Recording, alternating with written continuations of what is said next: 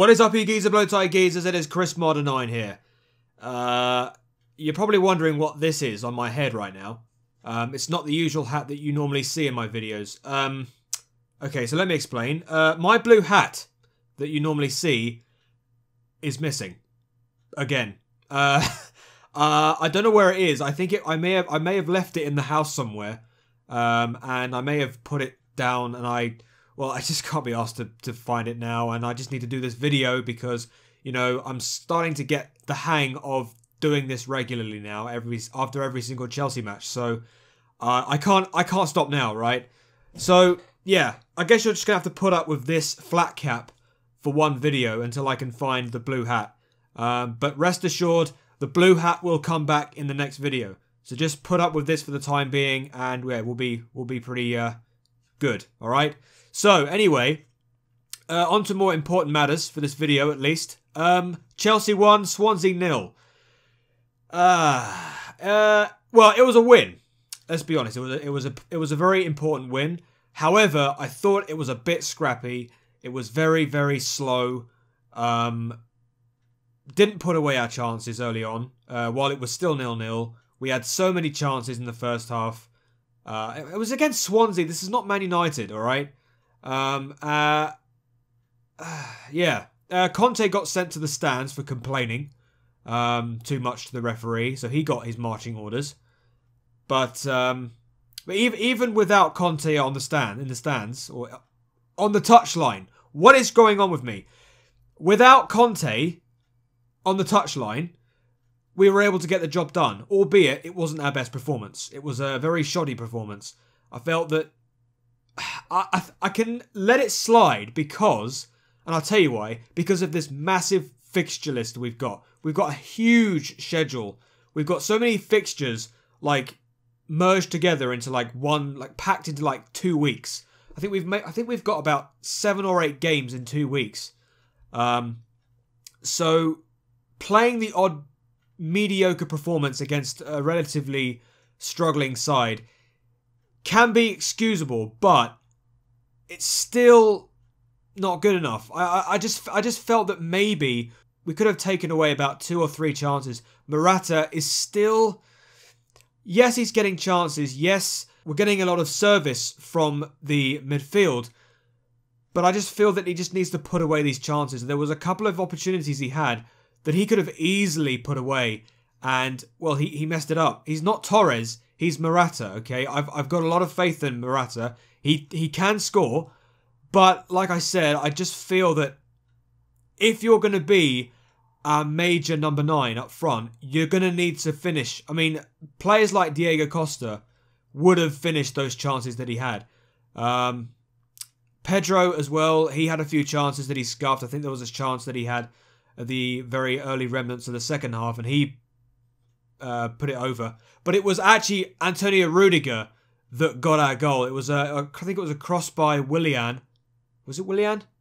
It was Willian. Yes, it was Willian, wasn't it? I think. Or it may have been. It was Willian, all right? If I'm wrong, I'll probably mention it on the annotation somewhere. But yeah, I think it was Willian.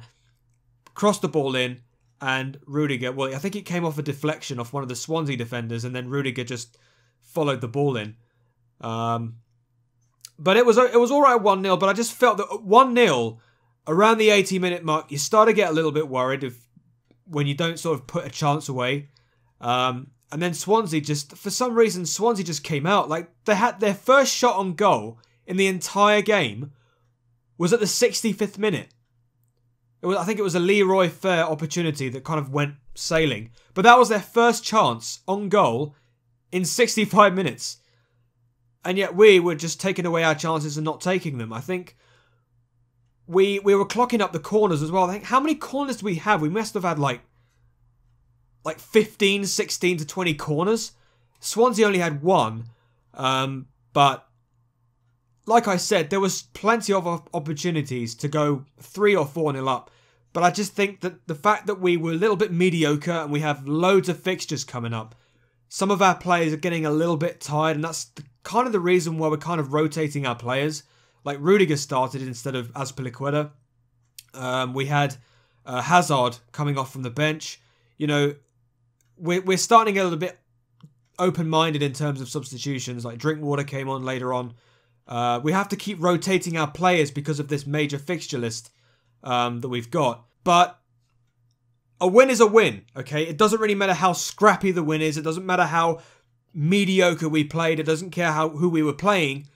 As long as you get the win amidst all of these major fixtures we've got. I'm not complaining, all right? I'm not complaining, to be honest, all right? You know, Conte sent to the stands for complaining. You know, we got the job done still. That's what I want to try and... I want to try and be positive with these games, guys. I don't want to keep complaining about how poorly people were, because there's no point, right? There's no point in complaining about the players when we got the big W. So, I think the next game is against Newcastle at home. We should win that. Come on. If a team like West Brom can get points off of them, then surely we can actually win against Newcastle. I mean, I don't think Newcastle are doing too well at the moment. So, again, it should be an easy game. Should be an easy game for us. So, well, we're just going to have to find out exactly what happens. So, what do I think of today's game? It was a scrappy win, but I'll take it because, well, we do have a very busy schedule in the middle of everything.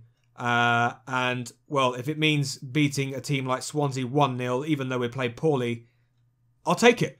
I'll absolutely take it, 100%. You know, we're still chasing United and City up at the top of the Premier League. You know, if any of those two slip up, we'll be on hand to take advantage of it.